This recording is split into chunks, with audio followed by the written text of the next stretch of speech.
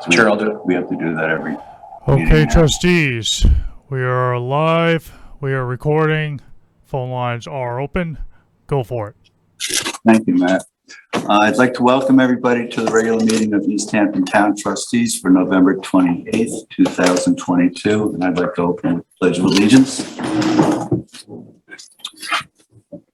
Pledge of allegiance to the flag of the United States of America, to the republic for which it stands, nation under God, indivisible, liberty and justice for all. Thank you. John? Thanks.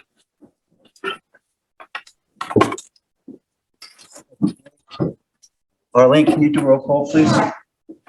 John Alton. Here. Francis Bob. Here. David Cataletto. Here. Ben Dollinger. Jim Garnell. Here. Jim Grimes. Here. Susan McGraw-Keever. I see her there. Mike Martinson. Here. And Bill Taylor. Here. All right, move on to public comment.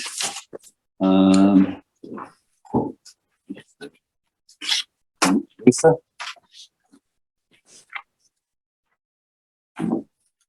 Sorry, I'm Lisa Poyer? Yes. Good evening. Lisa Poyer with Twin Forks Permits on behalf of the applicant. The owner of the property at 75 Water's Edge is looking to replace in the exact same location, the exact height, the existing bulkhead on the property. And he's looking to replace the wooden bulkhead with vinyl bulkheading.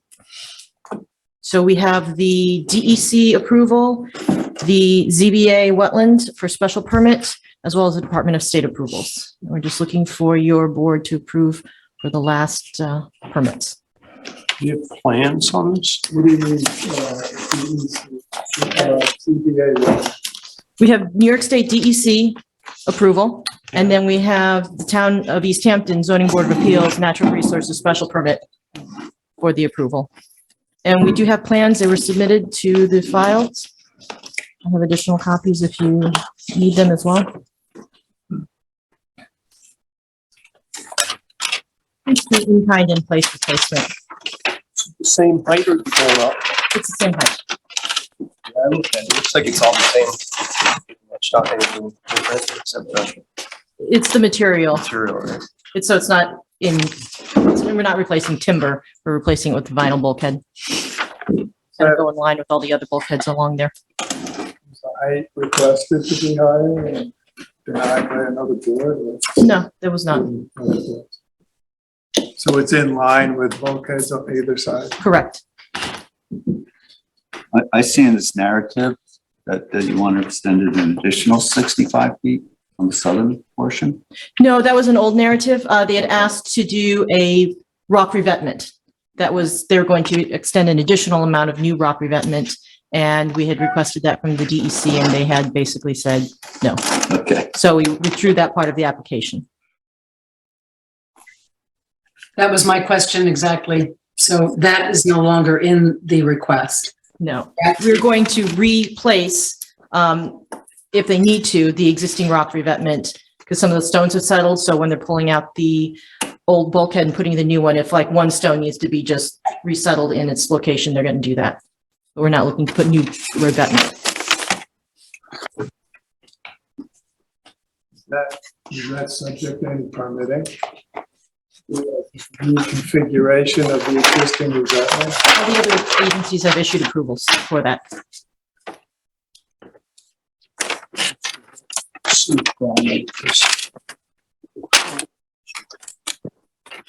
Did the contractor and stuff all squared away on this? It's down to 2 contractors. We don't know which one yet. They're working on bids. One of them is Chesterfield. You guys know, I saw it. John.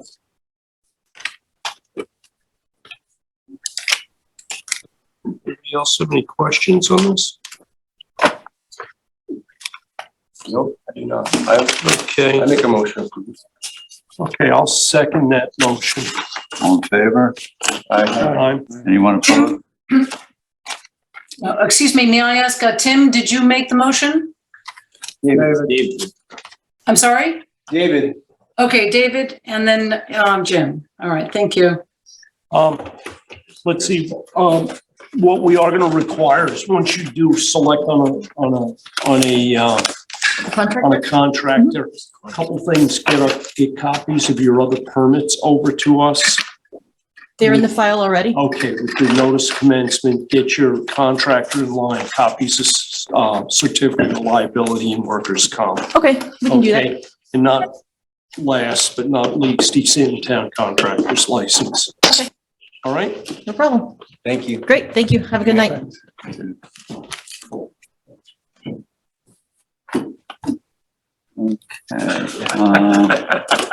Next, we have John Kern, 165 Lazy Point Road.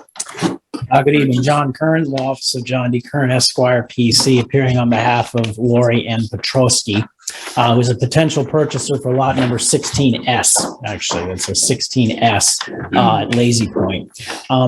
We have been gathering together our documents for approval. I had spoken with the seller and the purchaser, and they were hoping to try to close this month before next year. Of course, we had not fully submitted everything yet, so I did some scrambling and got everything into you that I could today that I actually have. I believe there may be a packet before you. We were able to submit the affidavit of domicile, the proof of residency for the purchaser, the ownership. We submitted the letter from the seller requesting the letter of intent to sell. The contract of sale. The publication has been submitted, but it has not been published yet, and it has not fulfilled the required 3 weeks of publication. So at this point, I don't have an affidavit of publication. I do have an email from the East Hampton Star, from Russell, who is in charge of the legal notices, saying that it has been received and it has been paid. So really, at this point, I'm sort of asking a favor if there might be some type of preliminary approval or preliminary review for approval or something of that nature, a little bit outside the box. Yeah. You have the papers, you can do. May I'd like to interrupt just for one moment for the record, sir. Mr. Kern, may I please have the SCTM number again? Oh, the Suffolk, yes. Suffolk County tax map number, Can you get please? that off of the contract.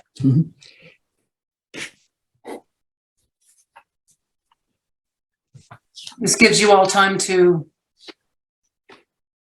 think about. 241 Shore Road. Did not include a contract. I'm sorry. It's okay.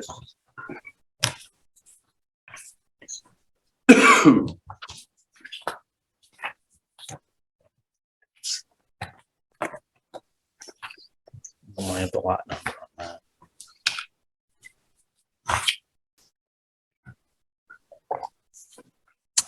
Unfortunately, it's not on the letters either. I have it right. Oh, you do? Oh, you have the lot? Wait a minute, that's not it. I'm sorry. Okay. Looking at something different. I do not have it. All right. Hey, I think we may be getting a little ahead of ourselves. Mhm. The clear fact is we have to go through the process. You have to notice the property. You have to provide us all the supporting documents, and then we'll vote on it. I don't see this as a problem. You got what, notices for what, 3 consecutive weeks? Yes. Star, so it's going to go in this Thursday, Yes. the following week. So really, by our first meeting in December, will you have cleared your 3-week threshold by that time? Your first meeting in December is the which day? It's what, 12th? December 12th. Okay, so if December that's 12th. December 12th, then we would be at Maybe 1 week off. Thursday. Going in that Thursday. 1, 2, it seems that 3 weeks, 3 weeks would actually be December. No, Thursday is going to be the 1st. So 3 weeks would actually be the 15th. Yep. So. Okay. So why don't we get all of the other stuff together? We still have, do we have a second meeting in December? No, just the 12th. Okay. Our counsel is not here tonight to basically back us up. What I would say is that we table this thing, Mhm. plan on coming back in on our first meeting. We'll probably be in a position that we can give you the green light. I understand what you're trying to do here in terms of closing in this year. Yes. Mhm. But we didn't create this problem. No, I understand. There are processes and procedures. No, I absolutely understand. I appreciate the courtesy of the board and all the help of the, Yeah, no, it seems like you're Staff. moving pretty quick. Because we just got your paperwork today, correct? yes. Mhm. Yeah, you're flying right along here. Oh, okay. Well, thank you. I'm trying to. Yes. So we'll see you on the 12th. I think that's going to be the best Mhm. Okay, situation. perfect. All Thank right. you for your time. Thanks for coming. My pleasure. Have a good evening.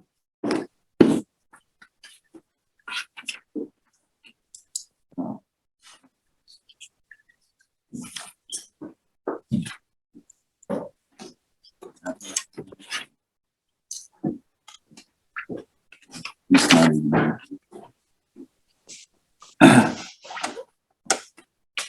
All right, that's it for public comment. Do we have any new business? Just for the record, you have zero calls on the line. Thank you. Thank you, Matt. Old business, annual resolutions. I'll just start by saying Allison had asked us to come up with some suggestions so that we could get the resolutions in place for the first meeting of the year for the organizational meeting. So I know I submitted a list of things which I sent to everyone that I thought of. And I don't know if anyone's read them or thought about them, but I am happy to just enumerate them. And I know John as well, you also submitted suggestions for the resolution. So I will skip over a couple of things.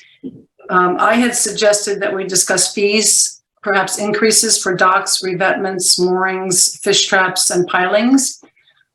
If that's something that we have in the past discussed the increases, but I don't know that we've really actually had serious conversation about it. It seems we've been pretty steady with those fees for several years, if not decades. Then I went on to the resolution 2022-21A fee schedule for general applications for moorings, docks, walkways, fish traps, freestanding pilings, duck blinds, dredge material, other structures and staircases, kayak fees, shoreline fences, lazy point leases. I don't know if these are things that anyone has considered, those fees. Impound fees, shellfish tags, shellfish bags. I think our shellfish bags are a nice $1 fee.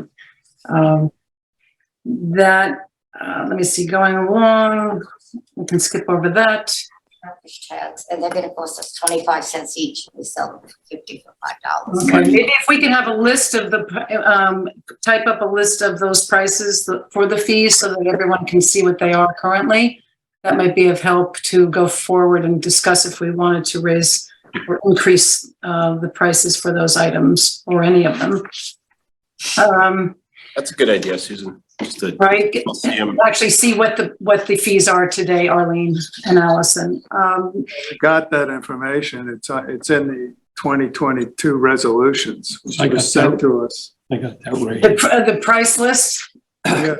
All right, so we go back and I think Allison and Arlene sent out the last year's resolution, so we can take a look at that. And maybe at our next meeting, we can talk about the fees, whether or not to increase them or not for those items. Number 6 on my list was the Trustee Harbor Management Committee for 4-year terms. This is to appoint 5 members of the public at large to be appointed to the Trustee Harbor Management Committee for 4-year terms. And as they perform regular and valuable service to East Hampton, there would be a stipend of $50 to be provided to each member of said Harbor Management Committee from funds held by the trustees for each monthly meeting attended by said member. I know we discussed this last year, but I don't believe it was ever resolved because we have not appointed anyone from the public, to my knowledge, for this position. So I wanted to know if we wanted to discuss that for 2023 going forward. Maybe this is something that we discuss at our next meeting. My understanding of that, Susan, is we've tabled this resolution for 2 years running. And that committee was disbanded before we got on the board, I believe. No, we were in existence. We had basically reconfigured a group that was on Harbor Management Committee. I want to say it lasted, I'll tell you exactly how long it lasted. It lasted as long as it took Clearwater Homeowners Association to get their dredging permit. And that basically was the sole interest in getting on Harbor Management Committee. Once that was accomplished, the individuals that were involved sort of faded into the But that doesn't into the mean we mist. can't just reorganize this in a different form. It doesn't have to be like this, as long as we all agree. Well, that's fine, but I think it needs to be defined pretty clearly because it's. I know, right now, who There's is no it, me and you? definition. I don't know. I know it's me, the only ones that I'm sure. It was you and it was Jim and it was Rick when he was here and John. Okay, Rick's not here. Right. So now I think this needs to be discussed and voted on. And as Francis suggested, maybe reorganize it in a different manner and we vote on it. Well, We we've would got vote on it at the we've annual. got to discuss that to The figure out what organization. that means. Right. I know, I'm saying discuss it and then we come back. But these are the things that I see that are in question in my mind. So I had that, and also the moratorium on the docks that we just voted on last meeting. It's been extended, as we know, for another year. And the resolution needs to be updated with the current date for the extension. Currently, it's not been updated, so that's easy to do. I think that resolution, personally, I think that resolution should just be eliminated because we just passed a resolution with all the dates and the extension. We passed an extension with dates. So I don't think we need to do it in the beginning of the year resolutions again. Okay. It serves as a good reminder. I thought that was a question for Chris, but. Okay. Then I have a resolution 2022-27.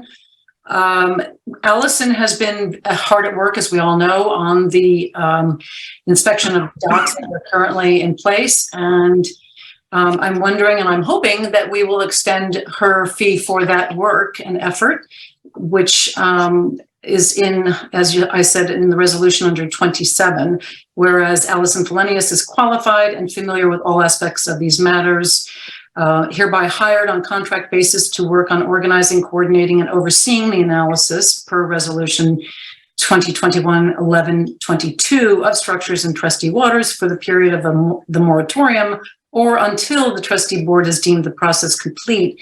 Be it further resolved that Allison Felenius be paid maximum of $15,000 for this work. Since we've extended it for another year, I think we should discuss and just confirm that will go forward. Wouldn't the language that, or if this work, or until this work is complete, cover that? You just read language that said, or until this work is. Right, but we have to complete, but it was extended. So shouldn't we make sure and be precise and include it in this year's resolution? Yeah, I don't see why not. I mean, it's not a big deal, but I think. Well, the fee also has to be looked at. I don't know how much we've spent so far, but we'll have to get that and make a decision on how much farther we want to go. Right. With the fee. Okay, well, that's something that I have noted. And right now from me, there are a few other things, but not at this time. So that's it from my list for the moment of suggestions. I looked through them and I had basically many of the same resolutions as you just did to revisit. One you didn't mention was the first resolution, which which states that with the clerk's issues, there were a clerk and 2 deputy clerks. And I think there should be more definition in that resolution of the functions of the clerk. It's really kind of a cursory sentence there. It refers to specific responsibilities or something like that, but it doesn't really lay them out. In subsequent resolutions, there are many, about 10 or 12 that do refer specific things to the clerk or the clerk and deputy clerks. I think one thing that might be missing, and that we might want to define, is and this may not just apply to this particular resolution, it may be a separate resolution, but maybe the responsibilities of the committees and the people within the committees and the sort of the chain of command, if you will. And this was, we brought this up at the last meeting of getting things done in a timely fashion and things like that in committee, but there's nothing in any resolution here that really lays out, what the responsibilities of the committees are. I thought that might be something that might not be a bad idea to have a better definition of. Well, you and I discussed that, John, when we were discussing other things, and I'm in agreement. I think the language should be more specific to give us all an idea for new people as well coming in the future, that we all know what our responsibilities are with regard to the committees that we serve on and how we work as a committee. I think that's important. It helps make us a better board. And as I'm not sure, but I think, Jim, you actually had mentioned at a last meeting that we need to fulfill our work in a timely fashion. There was some issue that had come up, and I think it's just a matter, we do get applications that come to our office, get distributed to the respective committees. And sometimes those applications sort of go fallow in those committees and they don't move forward. And we miss, sometimes we're missing critical moments. Okay. If there's a ZBA hearing coming up on that project, it's probably important for us to have sort of some opinion of the project before it gets to a public hearing, certainly within the time frame of the period that allows comment. Projects that are either entirely within our jurisdiction or significantly, we should be acting as the lead. So when those things come in, we should be prepared to weigh in and have an opinion on those in advance of the ZBA, in advance of DEC, and know that there is a chance that there's going to be modifications that are going to be made along the way.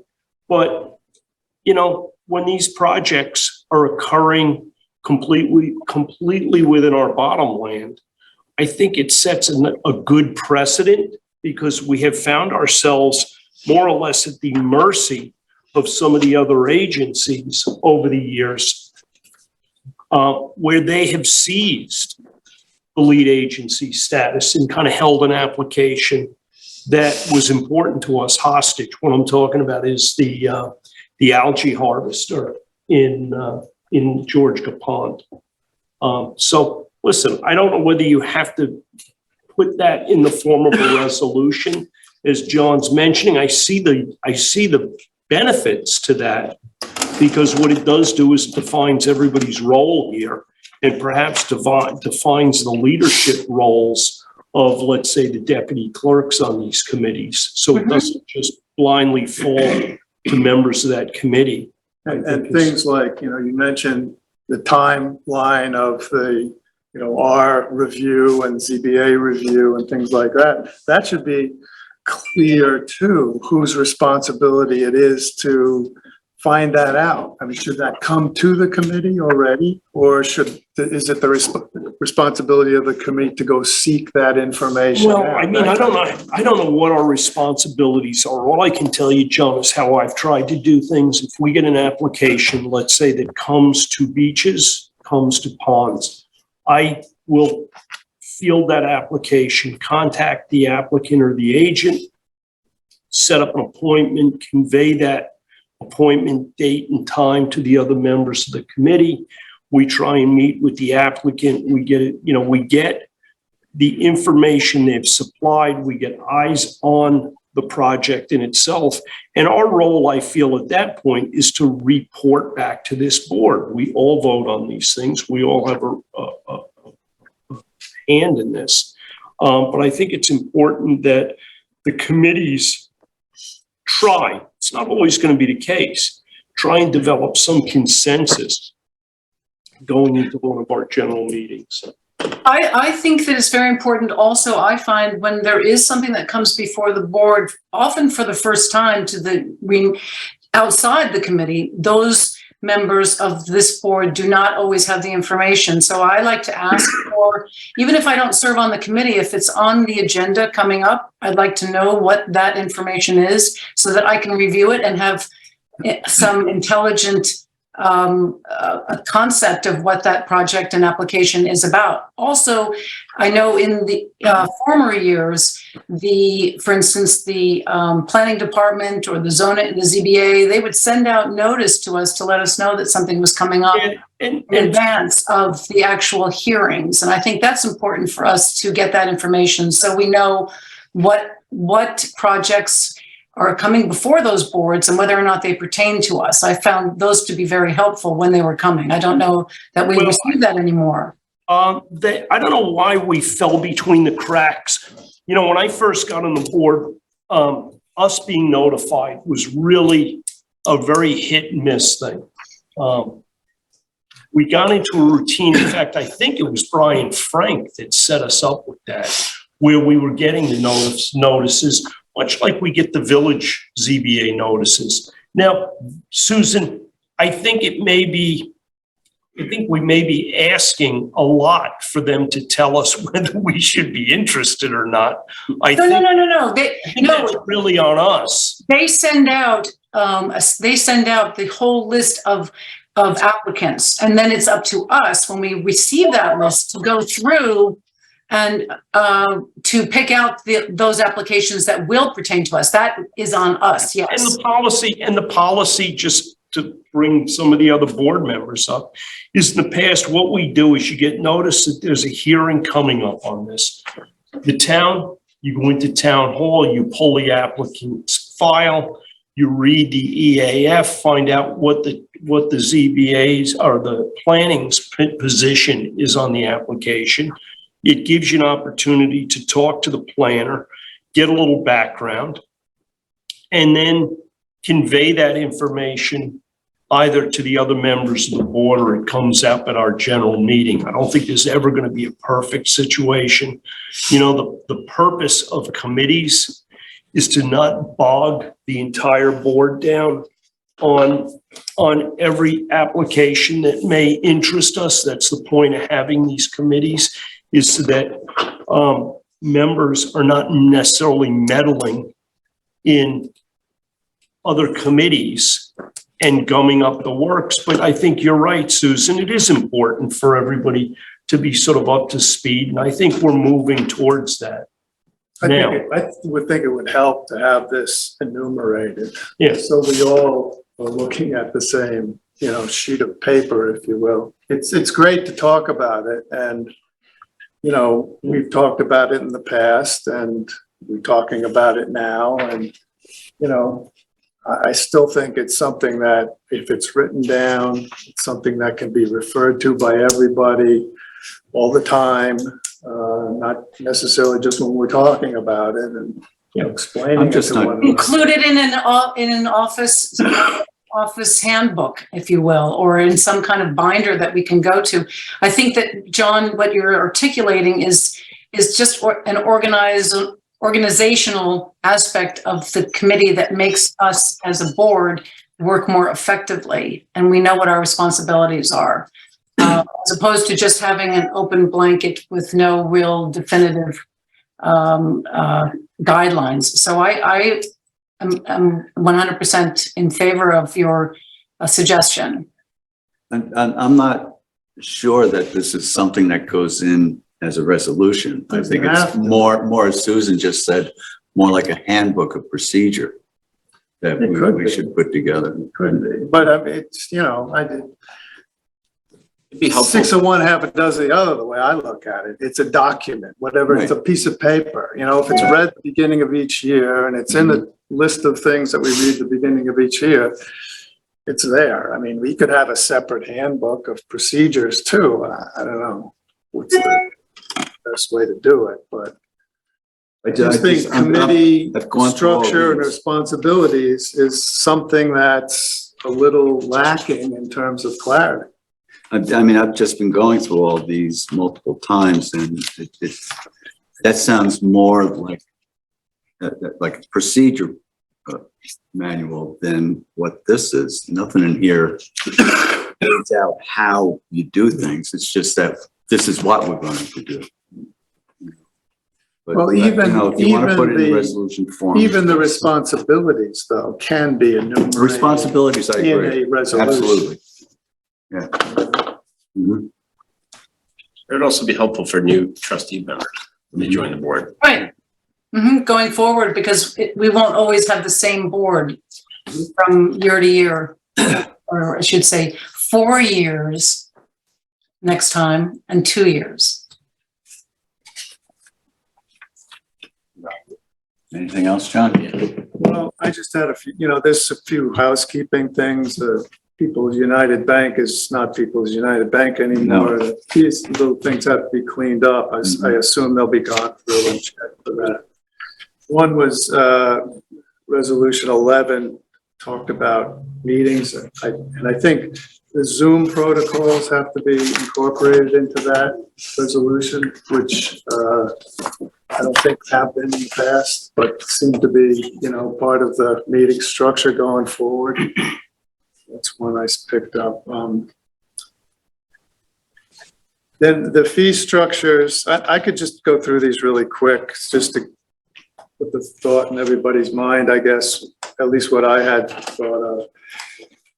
One thing that's not in there that I've heard talk of over the years has been adding a fee for an application to legalize. That may not be the right way of putting it, but what's the right way of putting that, Arlene? Legalize, is someone that built. Legalize an unpermitted structure. I mean, right now it's $100 fee, just like any other application. And I think the town has a $600 fee for something like that.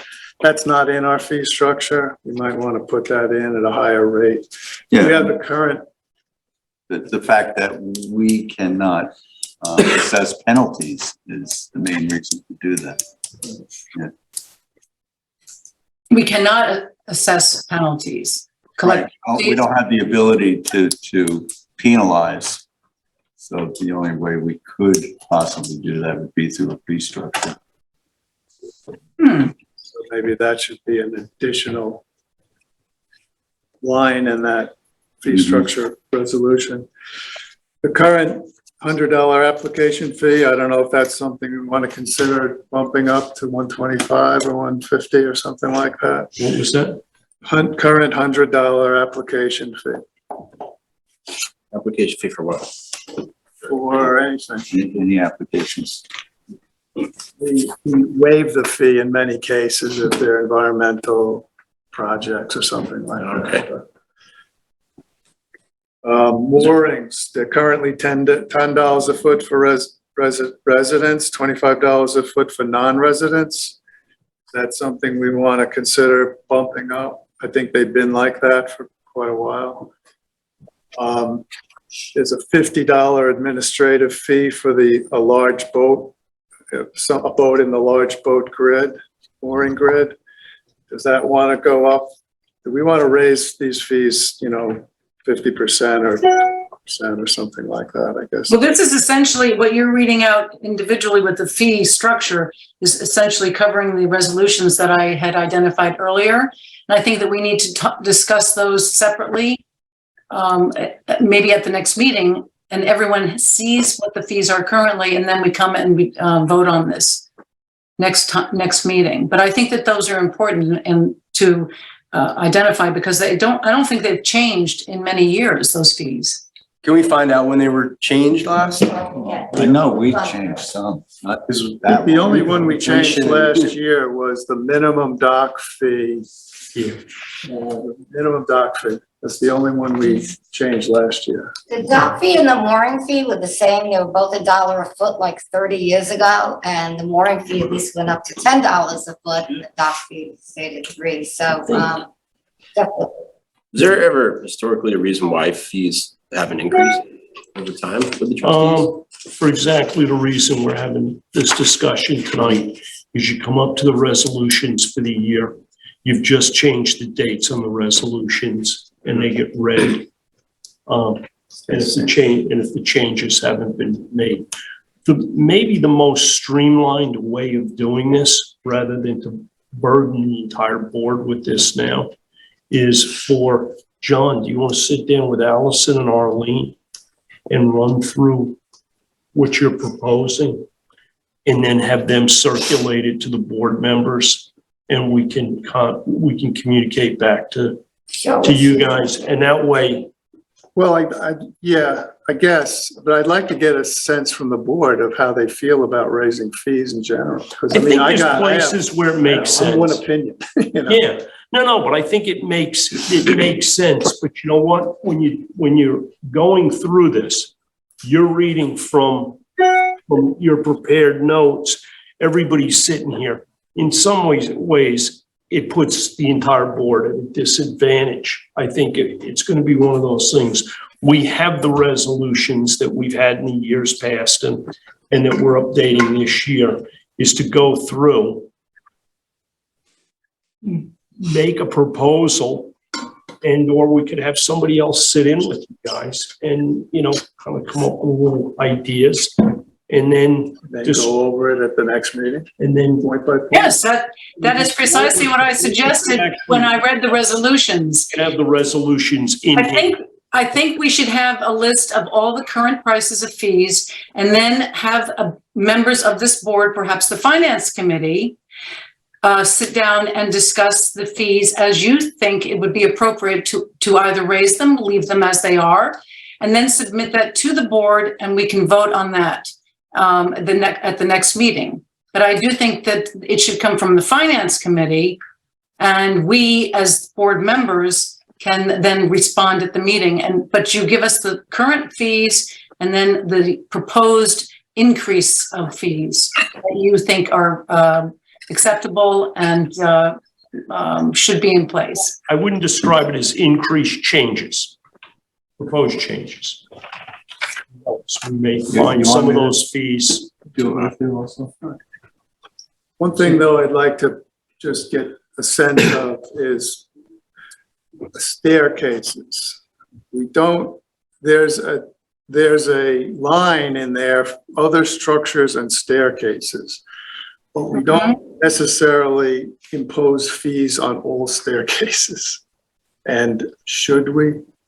Well, John, I think we've had this discussion in the past. And I don't think it's ever gone anywhere. Well, it hasn't gone anywhere because most of the time when we're voting on a staircase, we're only voting on the portion of the staircase that lands in our jurisdiction.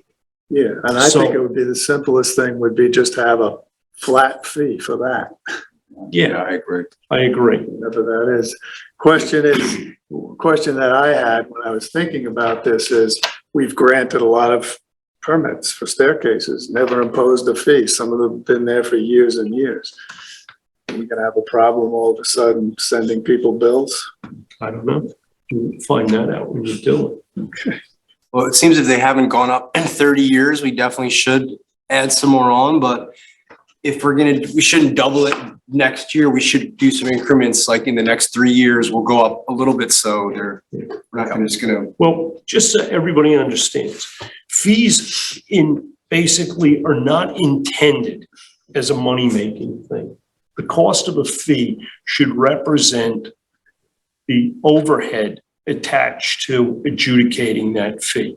That's really where it's at. But I would look at a lot of these as lease fees. Yeah, I mean, we You know, 'cause depend on leasing. Moorings is The mooring is taking up a spot Yeah, on the bottom there, it's a lease. But with, I think that overhead, with that increase, our costs have been increasing over the last 30 Oh, years, sure. and the No, they last have. 2 or 3 years. So I mean, John, you mentioned earlier 20% or 50%. I kind of agree with David that maybe it's a 20 or 30, kind of get a feel for it. And, you know, not go over the top, but also basically make sure we're covering our costs. So perhaps there should be a review every so often, maybe every 1 to 2 years. 1 to 3 years, there should be a review of where we stand and then discuss it and decide if any changes need to be made. Yeah, But perhaps an organized review. you're right, Susan, but what I've seen is, you know, as boards change, and there was a review back several years ago, but it was a totally different board. Then a new board comes in, and this kind of thing doesn't really come around Well, until the board's been in place. Maybe that's a resolution. there's a couple ways of doing this. One is to have a 3 or 5 year review on fees. The other is if we're looking at these things like moorings and that as a lease, you could do like we have in Lazy Point or other places. You have an automatic escalator. And then every 5 years, we basically reset and make sure that we're, you know, we're sort of keeping up with the cost of living. I like that. Because they're automatic and we don't also forget about it for 20 years. And it's an automatic that the public is aware of. Right. Okay, you know, when you have a lease with somebody, they know that next year the lease is going to be, you know, the monthly rents or the annual rents are going to be X. Unless you've gone through a review process and you've changed them. That makes sense. Okay.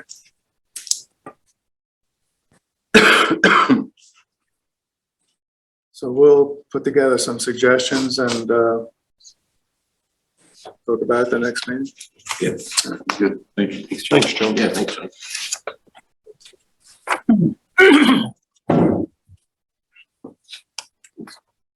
That's it for old business. Committee reports, we have Georgica, a request from InterScience on behalf of 25 Cove Hollow Farm Road LLC and 25 Cove Hollow Farm Unicorn. Oh, It's the same. robot is that? Okay. Any case, Close out their permit. this is pretty straightforward. I believe this was not just a Phragmites removal. I think there was also a re-veg portion of this. But in either case, last I looked at this, I do believe there was some fencing that was erected illegally that the village had addressed. And basically, I think the only thing that would hold us up closing this out is to make sure the fence is gone. I can contact Jim Walker. That's who's handling this. So table this until we find that out. Yeah, because actually this came up at our last meeting. Yes. On Georgica, the pond was relet today. Oh, yeah. Yeah, you know, when we let it, when the heck was it? Storm on Wednesday. Did you happen to take any pictures, Jim? Storm over the weekend. Jim, did you take any pictures today? Were you there? I did, Would you send some to me, please? perhaps. So you'll send them to me? Yes? Susan, Go try. They're good for the website. okay. Thank you. I'm really not thinking about the website right now. Okay, any case, we let it, this past month, it stayed open for exactly 11 days and then it closed. And even today, it was still washing over the saddle. But what did happen is when it did close up there a week or 10 days ago, it closed up on a really strong, like south wind, and it just impounded the water back in there. I don't know when anybody driving past like, in Waynescott there, noticed the pond really came up and then stayed there. So we opened it today. It seems to be flowing pretty good. And we'll see how long it lasts. Like you said, we have a storm coming up on Wednesday. Strong south wind. We were originally gonna do this, Friday. Yeah. And the reason we didn't was because we were gonna get the storm yesterday. So, listen, Mother Nature. Mother Nature, I think if you wait and say, I'm not gonna let it until I don't see any storms, I think what we'll be looking at is not being able to let it because the piping plover, so. All right. 3 Mile Harbor, we have a notice from Drew Bennett on behalf of Gardeners Marina, Harborlands LLC, 35 3 Mile Harbor Road, informing the trustees of proposed improvements to the facility. The trustee permit was not submitted as it is not within the trustee jurisdiction. Yeah, this is a basin, isn't it? Yes, it is. Yeah, yes, there's no, The only jurisdiction that we have are the docks that are outside. they're outside. Yeah. They not doing anything with those? No, they're demolishing the clubhouse, rebuilding the clubhouse, constructing a storage building, working on the inside of the basin, bulkheading on the inside of the basin, parking access improvements, more bulkheading for all inside the basin. And adding an IA system. So there's a letter from Jim McCaffrey from 2004 with stating the trustees have no jurisdiction inside the basin. It was a dugout basin. Yeah. Similar to the Shagwell. So this was just a letter Okay. informing us of that. All right. Aquaculture, we have communication from Christine Ganesh, REHABs and Lion Head Ponds. Allison, can you put those pictures up? Certainly. Thanks. Give me one moment. There's 2 small ponds just to the west of the Hog Creek Inlet, within sort of the Lionhead Association property. And I got an email from Christine Ganesh that one of them had a muddy color to it since the end of the summer. And she sent some samples to the Gobler lab in Southampton, and they detected some harmful algal bloom material in there. So she sent an email to me asking if, we would perhaps ask Chris if he might check those ponds next year for harmful algal blooms when he's checking Hog Creek as well. Kind of got back to her and said we'd have to discuss that and address that if when we speak to Chris about the 2023 sampling protocols. But Chris is going to speak by Zoom to the association, the Lionhead Association, about his work and what he can do for what his work is with harmful algal blooms on December 6th, 5 o'clock. And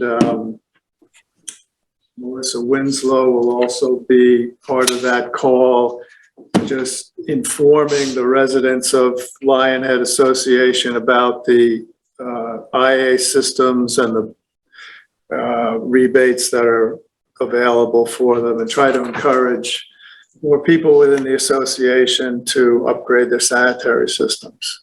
So I thought this was something, I don't know what the ownership status of those ponds I don't are. think they're trustee ponds, and I'm not sure I think they are man-made ponds. Years ago, when I was, when I served on the committee for Hog Creek, I walked the property because there was an issue with the house that was being worked on, and these ponds are locked in, as you can see. And I was told, I think it was Bruce Horwath, that at one time they were open to the water, the main body of water, and they had closed up. So I'm kind of, are they fed by the ground, I guess? Well, it's groundwater is what you're looking at there, Susan. Right, but they're locked in, so there's no real escape for it, for any drainage or any flow of water in and out of the harbor. So I'm not surprised that there's algal blooms in here. Yeah, in fact, Bruce Horwath had a couple of projects on there. And, it was one of those things. Is it real? Was it really our jurisdiction?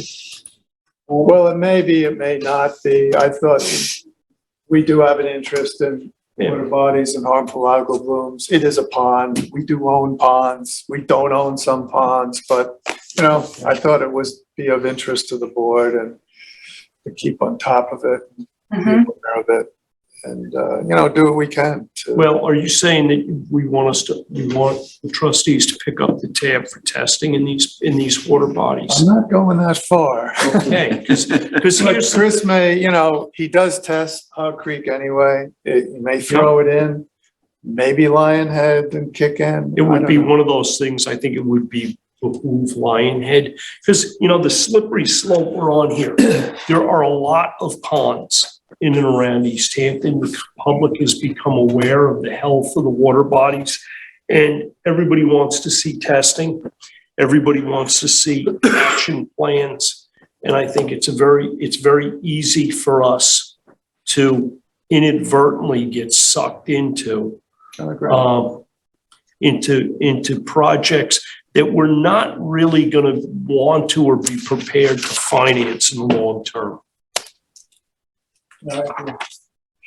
Well, why don't we see what this would entail in terms of financial commitment to include, and see if perhaps the Lionheads Association would contribute to helping us with Gobler if we decided to go that route. Yeah, I agree, Susan. I don't think we really have to worry about this too soon, because we hear Chris's report usually around March. Time around the end of March or April, we talk to him about what we're going to do in 2023. The following year, I think that's the time to address this. You know, I think it's important that we're aware of it. I think that I'm grateful to Christine for bringing it to our attention. And as you say, we are concerned about water quality in general. So I'm happy to know that we have eyes looking to see what else is going on in our community. Yeah, and it's good to have the streams of communication too. I was appreciative of Christine for getting in touch with me about it. Yeah, it's good.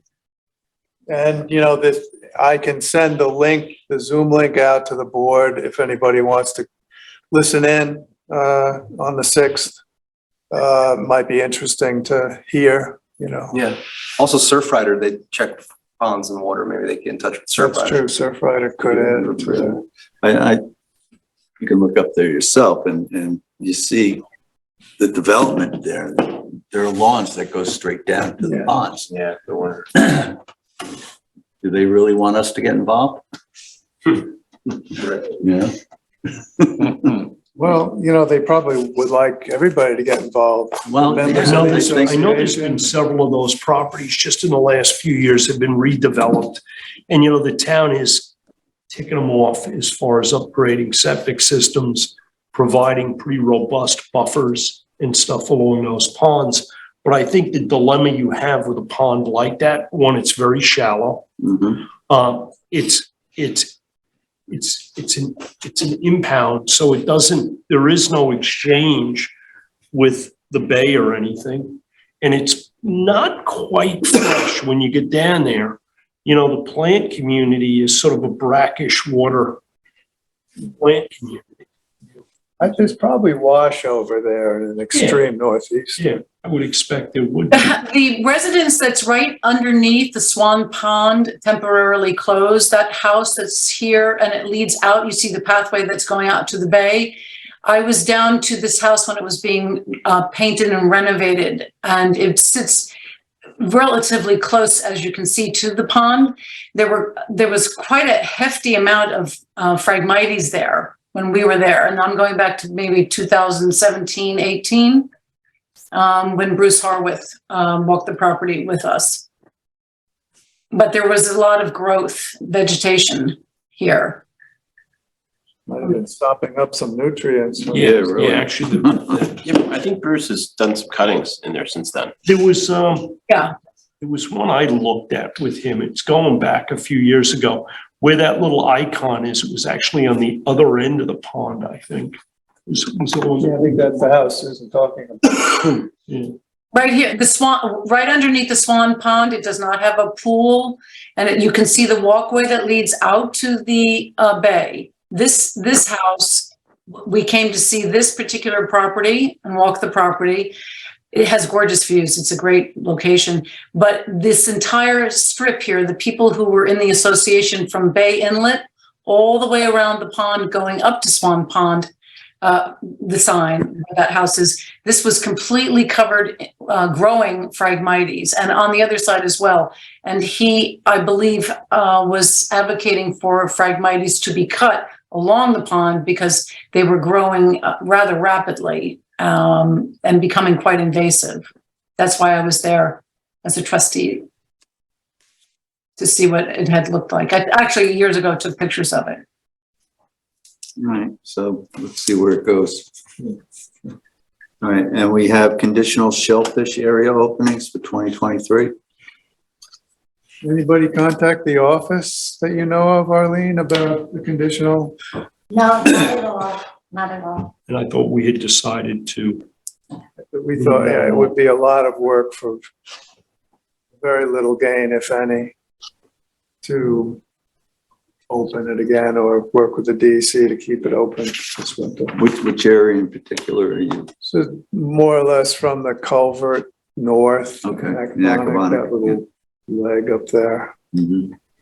Only got feedback from one bayman that tried to go up there and see what was around and didn't really find much of anything. Just wasn't too surprising. The only reason I picked that area originally was it was really the only area that made any sense, you know. And there had been at one point, probably 25 or 30 years ago, a set of scallops up there, which was unusual, but they did set up there, so we tried it out. Mhm. See if we get any feedback now that we've decided not to go ahead with it. Well, listen, it's one of those things. If somebody comes, if one of the commercial community or whatever comes to us and says, hey, I've done a little research here, a little like powering. We can always look at this next year. Yeah. So the DC's asked to be notified by the 30th. I mean, I can send them an email if you want. I think of just sending them an email that says that this time we don't have any additional openings. Try to that we'd hold like to out, see. hope, you know, let us know next year. We might be interested.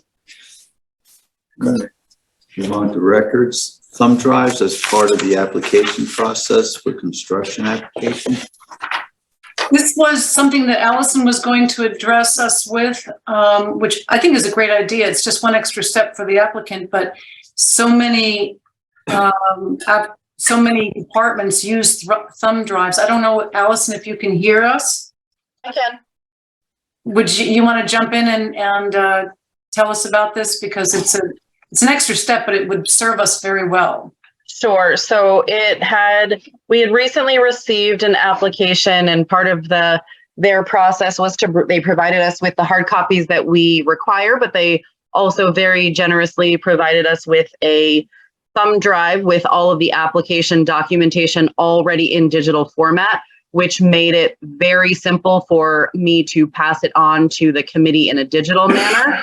And I had noticed when I was reviewing the ZBA calendar that you all were discussing previously, that part of their requirements, they already require that applicants provide them with digital copies in the form of a thumb drive. So it seemed to me that it may be beneficial to tack on to that if most of our applicants need to get ZBA permission anyway, that it really would be something they're already doing, and it would benefit us because we would have it digitally as well as the hard copy, and it would make for easy, transmission back and forth between the committees, via email, but also for us to have when we're attaching it to the permits once we write them up and everything.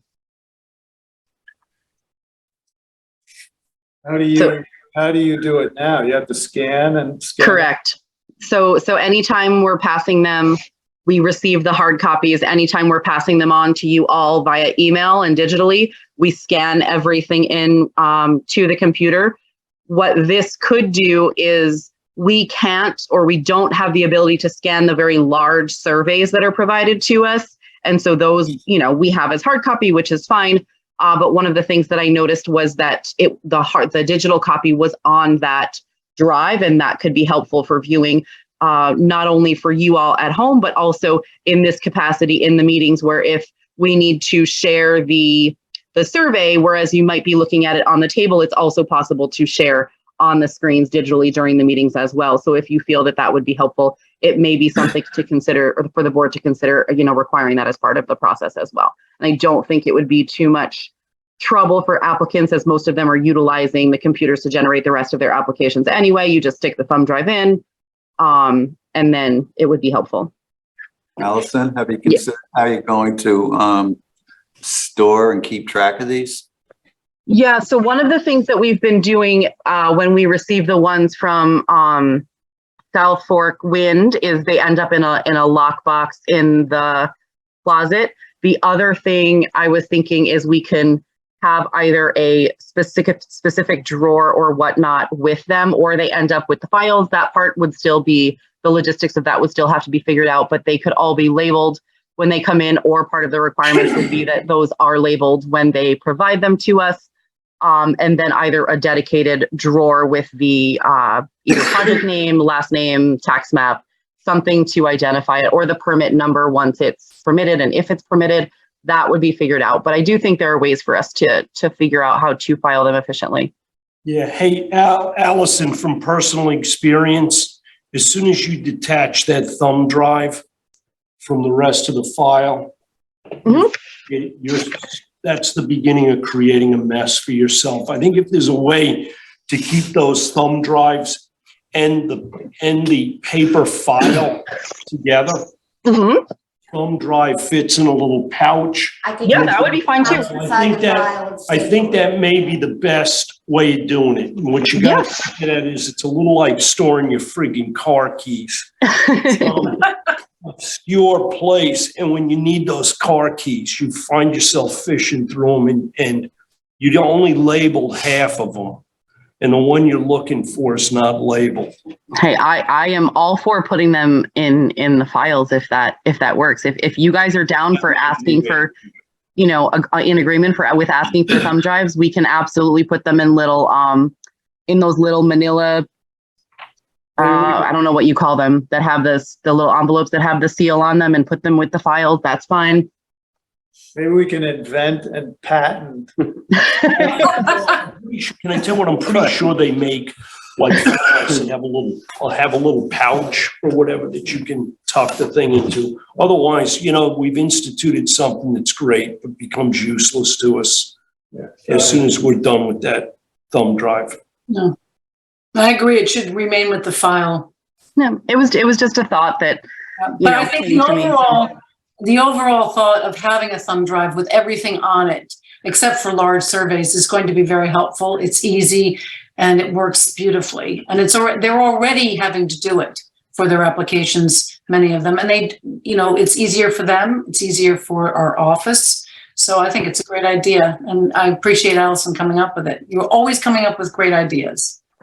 Thank you. Just trying to, make things digital because that's where everything else is headed in the world. So What's the lifespan of the information on a thumb drive? Does anybody John know? will be off the board by then. yeah, I have no idea. Off the earth. I have no idea. In 5 years, the thumb drives are going to be obsolete anyway, and there'll be some newer technology. It'll be embedded in our thumbs and we'll just have to scan our thumbs. So Don't tell the applicant that. Okay, thank you. Move on to education. David Rattray's doing a presentation at John Germain Library, Plain Sight Project, Study of Slavery on Long Island. Is that from you, Susan? I added that I sent this email link out to everybody because I was speaking to him this past week.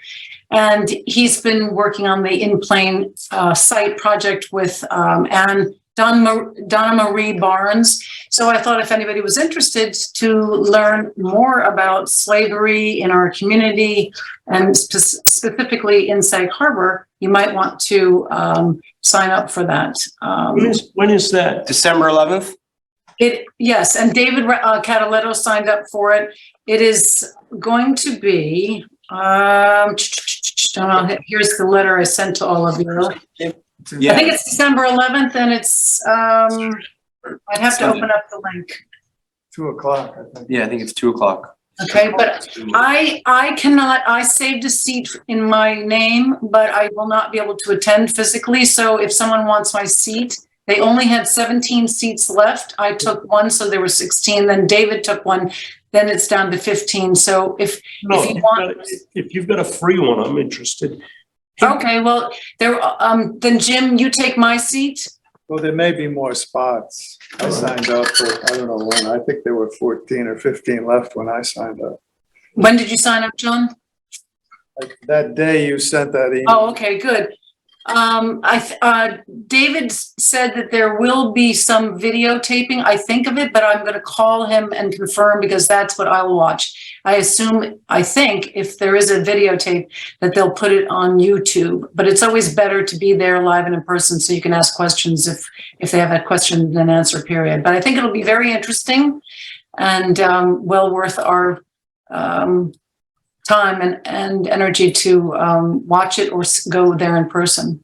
It's a small room, David said, so they don't have that many seats, but I'm giving up my seat to somebody who wants it. Okay, thank you. Move on to administrative. There are no bills to be paid. CDs, we have a CD ending in 6683. It's a 180-day maturity. It will mature on 11/26. Shall it be renewed? Well, that was the other day. This is 480 days. Yeah. Hey, Francis, can you basically sit down with the bank on these CDs? Ben and I went over the financials last week, and the one thing that stood out was that even though the interest rates have creeped up a little bit, none of these CDs seem to have earned very much. And whether we can put them in some no risk or a different CD that gets us a little more interest on it. Do you think we should revisit that thing that Francis distributed a couple of years ago that we never? I'm going to be honest with you. You know what?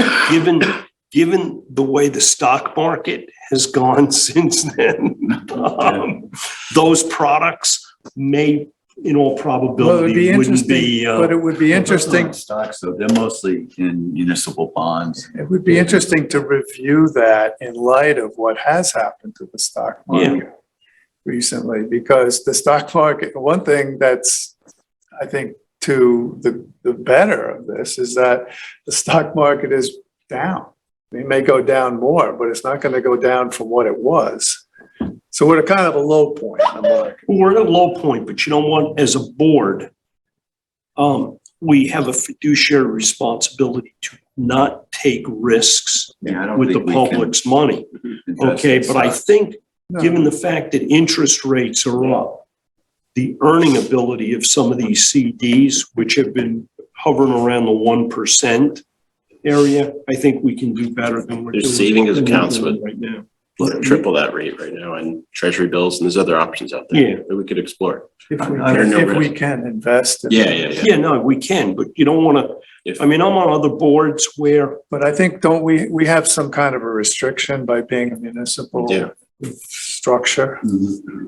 What were you gonna say, Jim, about other well, boards? no, I'm on other boards where we do have some policy in place that we're only allowed to invest a certain portion of our portfolio in anything that shows any sort of risk. And I would assume ours is a no risk. Yeah. You know, everything's got to be insured. There's no risk options out there. And then Jim and I, looking at the bills, kind of figured out how much we need to keep in our checking account at all times, which allocates a good amount of cash that could be invested. Yeah, That's just sitting there. we're at a point right now where we're carrying balances in our checking that honestly we don't need to carry. We could basically roll into another CD. Is there such thing as a financial advisor for municipalities? I'm sure there are. Yeah, I've asked a few, they seem to think they could just help us as a charity, but can't work for us. Yeah. From what I've found out. But you think there should be someone out there that specializes in that. But it seems tricky. I've hit some dead ends looking into that. Should probably, something we should keep at. Yeah. I think we've missed out on a lot of opportunities. But we haven't lost any money, so. That's true. Nothing wrong with that. Better than I did. Okay, so this one here will roll over. Yes. You know the amount of that one? I do not. No. I think, oh, Jim, we looked it up, but. Okay. Did we vote on that? All in favor? No, we did not vote on it. All in favor? Aye. Anyone opposed? And we have minutes from the meeting November 14th, 2022. And, I believe I read them all, Allison, or that particular date, and Yes, you did. That's correct. I read them also. They're accurate. I'll make a motion. We accept those minutes. I'll second it. all in favor? Anyone opposed? Okay. Does anybody have anything else they want to discuss? Did everyone have a lovely Thanksgiving? Yes. Yeah. Good. You want to introduce that? Yeah, I had a recent Peconic Estuary Program Technical Advisory Committee meeting. There were a few presentations, and one was by a woman at the DEC hydrodynamic modification study, which looked at basically environmental dredging and tried to determine what impact it had on smaller water bodies. It's a 10-minute presentation, so it might be interesting for the board to take a look at, and maybe the public might be interested too. Something that we talk about a lot. So I thought. Where's that, John? Yeah, it was a Peconic Estuary program. Is it on YouTube or? John sent us the link for it. Can you cue it up, Allison? I can. Give me 2 moments to pop it up. It's right here. Let me just share my screen and I will start it. I think I sent it to me. I didn't get a chance to look at it. John, you sent it to all of us in an email, the link for it. I actually still have it up on my computer. What was the date of that? The date that you sent it? Yeah. Hold on and let me roam back Okay. to my computer. It was, oh, there you go. Now I can't read the date. Okay. Do you want me to play it? Yes, please.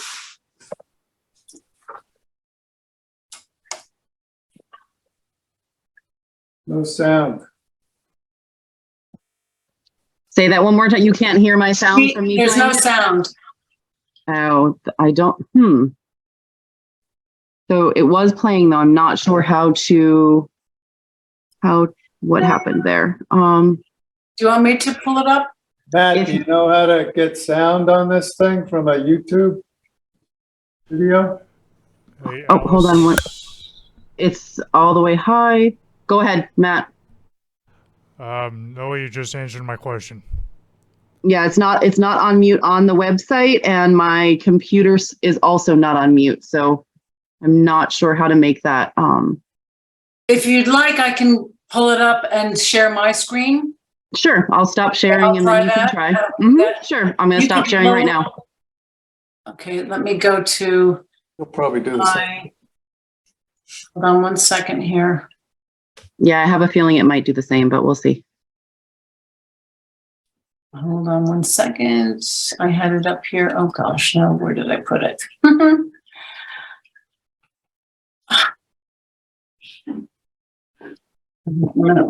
This.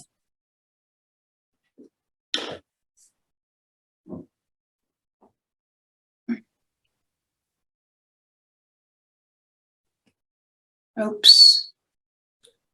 Is there a specific body of water they're thinking of doing this in, or just kind of in general, just the concept of it? It's the concept of it. They had different scenarios, like a very large body of water to a small body of water. And then they had sort of a flow through situation from two large bodies of water. So it flowed from a large to a large through a small. They had a couple of different scenarios that they evaluated. And basically what it showed was that the small body of water that you were trying to improve, if you will, by mixing it with the large, more water from the large bodies, it didn't really have much of an impact on it. And one of the most interesting things I thought was, I heard was that in the Q&A afterwards, Matt Richards from the DEC, who's one of the shellfish samplers who does the fecal coliform study, you got your slides going? has looked at, they sample Little Northwest Creek, for example. They sample outside the creek. And they've noticed that in like that, where a creek has been opened up, there's really no difference, no change in their fecal coliform readings outside the creek. Say, if a creek's opened up, sometimes they'll see a little bit of difference initially, but very quickly it'll fall back to the same readings they've generally been You got your slides going? So, I mean, I guess the takeaway is that, environmental dredging, if you will, is not necessarily all it's cracked up to be. Mm-hmm. We've been having that discussion with Mike Bettini and the Nature Preserve Committee with David Cataletto, Jim Grimes, and I have been at those meetings to talk about Chatfield's Hole. I have my screen up and I'll try to do this with you, Mike. I pulled it up to 49:33. I think that begins at 50. So if I can share my screen, share screen, and hopefully this will work. I'm sorry to interrupt you, John. Okay, can you see it? All right. Can you see my screen? Yes. Okay. So can you see that? Everybody hear me all right? Yes, yes. All right. Let me get the sound up. Great. Can you So first, hear it? to Sarah and Joyce and the Yes. team for allowing me to present today. Can hear it. If you don't know me, my name is Michelle Golden. I work for DEC in the Division of Water on the Long Island Nitrogen Action Plan. And I'm just going to present our hydrodynamic classification feasibility study that we are in the stages of wrapping up. So hydro modifications, just for those that don't know, or it could also be called water exchange projects. They alter the flow of water with the aim of flushing out nitrogen built up in abatements, or, in our case, the aim is to flush out the nitrogen. Examples of hydro modifications are barrier removals, pipe and pump dredging, culvert removal. There's also like daylighting of streams. For this study in particular, we're looking at mostly engineered controls, which are those pipe and pump or tide gates, things like that. Oh, and I'm sorry, you can probably see this too. So we decided to do this study for a couple reasons. The first being that it is a scope item. So for those of you who are not familiar with LINAP, we are guided by a scope, and so a scope of work. And this is one of the items of the scope of work to look at hydrodynamic modifications. And then in addition, we know from the Suffolk County subwatershed wastewater plans that just some water bodies might need more than land-based reduction to meet their reduction goals. So we worked with Suffolk County to put together a proposal for this study with the goals of understanding the costs associated with hydrodynamic modifications based on different embayment characteristics that would include the operation and maintenance costs. We wanted to understand ecological impacts, so changes in salinity and nutrients and temperature, the socioeconomic impacts, so if people might lose beaches or other public access and environmental justice communities, how flushing time would change based on a modification, and then how tidal action could have an effect on any proposed alterations. So we ended up getting funding through EPA's Long Island Sound study. So most of the study is for the North Shore of Long Island, just because that's where that group is. And we did hire a consultant, Dewberry, to complete this study for us. So the overall goal of the study is to better understand hydrodynamic modifications and determine the benefits and drawbacks, implementing them to achieve load reduction goals. And in the end, our deliverable is going to be a document that provides guidance and considerations to communities that are considering hydrodynamic or water exchange projects. So we're looking at more than just the water quality aspect. We're looking at if something could actually be constructed, environmental impact, social acceptance, so more than just how nitrogen might be affected. And then just to be clear, we're doing, this is a very high level study of the impacts of hydrodynamic modifications. We looked at different water body types and then different types of modification projects to try to get a general sense of how these hydro modifications might impact water bodies. We are not doing, or we did not do like individual site specific feasibility studies to determine if one such project would be applicable. So we looked at 3 different types of water bodies. The first being a harbor with a sand spit. As you can see from these images, the arrows kind of show the flow of water. And so with the sand spit at the top here, it kind of prevents adequate water exchange between the, in this case, it's the Sound because we're on the North Shore, and the water body. Then we looked at a shallow open harbor. And so with there's not adequate circulation here with the shallow water. And then the last one we looked at was a tidal stream or inlet where this very narrow opening might prevent some flow exchange. And so we decided on these 3 water bodies in consultation with Suffolk County because there's more than one instance of these types of water bodies across the island. And so again, it gives us that high level overview. And then we looked at different types of water exchange practices. And so we looked at 5 different types, one being environmental dredging, where we're actually opening up the channels where there might be some filled in areas or just meanders that aren't large enough for water to flow accurately. So in the image, this red area would be dredged out, so more flow comes in. Then we looked at a pipe with a pump. So again, in these narrow openings, you might add a pipe with a pump to increase flow. Right here's the pipe and pump into that water body. Similar to a pipe and pump, just no pump associated with this or a culvert, so it just gives the water an additional place to essentially flow in. A culvert with a tide gate, so this allows water to come out with the tide, but then the gate would close after and not come back in. And then we have full removal of a sandspit or other obstruction that might be not allowing a flow of water. So 3 types of water bodies with 5 different types of modifications. So to split this up, we kind of did different types of scenarios. So at the harbor with the sand spit, we looked at environmental dredging, a culvert with a tide gate, and then full removal of that sand spit.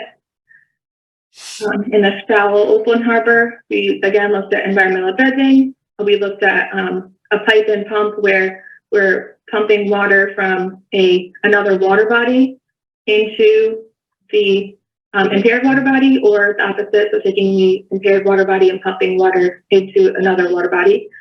And then taking that same pipe and just using tidal flow, so no pump associated with it.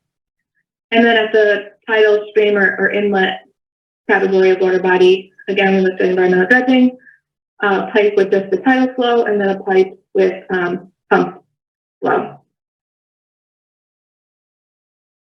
And what we were looking at as to actually run these scenarios, we looked at residence time. And so residence time is a measure of how water moves through a system and how long a parcel of water might remain at a given location. For those of you familiar with the Suffolk County Watershed Plan, residence time is part of their plan, and that's how they calculated the reductions that are needed at water bodies. So Dewberry, our consultant, used ESP to model all these scenarios and to determine the residence time. And so the longer it takes to flush out a substance, the longer the pollutant stays in the system. And so we were looking at a reduction in the residence time, which could indicate that water quality would be improved. And so they looked at the change in residence time to reduce a pollutant to 10% of the original concentration, and then they would compare the baseline, so what residence time of a water body was before we put in the modification for the project, and then what it was after we implemented that. And then just as a visual on this image, the red is in the water body is showing where pollutant might be, the blue being, cleaner water. At the bottom here, it's pretty hard to see, but there's like a pump that would connect these 2 water bodies to either pump water body water from this water in here to try to push water up and out, or the opposite, you could pump the other way to push it out this way. This was just one of the scenarios that we looked at. Susan, can you widescreen that? And so, like I said, we're wrapping up this project, so we do have some findings to talk about. Right. I'm going to go over to the right. modification type and what we found. To the right? So for environmental Susan, dredging, hover over the picture. improvement in You residence see time. that thing in the corner, kind of right-hand side? Nope, one more over, yep. Cases will remove the source of I'm sorry. sediment in some cases, but you would really have to do a detailed water quality modeling to indicate what improvements you might really get in water quality. For a culvert or a tidal pipe, again, provides little improvement in the residence time for any of the water bodies, but there will be localized residence time improvement in, very close to where the pipe comes in to the water body. And then depending on the tide cycle, if you have the pipe connected to another water body that has a different tide cycle, then you might have more improvement. Hey, guys, I got to interrupt this. Bring the sand spit, again, does not provide much. We got Mia Cruz. Localized improvement behind Oh, the no sand way. spit. Hey, congratulations. Right, the pipe with the pump was the one that showed that it could provide some improvement. That would be, Did you ask for this to stop? No, Chris just had a baby. Oh, Yeah. that's great. Congratulations, baby girl. Oh, that's wonderful. Okay, so now that I've done this, skip ad. Uh-oh. Now, wait, I'm gonna have to bring you back. Matt, can you hear me? Yes. What did I do wrong? I think we're good. We get the gist. Yeah, I think John's Okay, so- synopsis was perfect. Yeah. Oh, geez, look at this. All right, This is terrible. I don't know how to turn it off. Susan, we're not gonna watch the rest of it. No, it's all good. I think we know the ending. There. You got the drift. Yep. All right, well, I'm trying to turn this off and I don't know that there you go. Here I am. Okay. You all feel relaxed now? Anything else?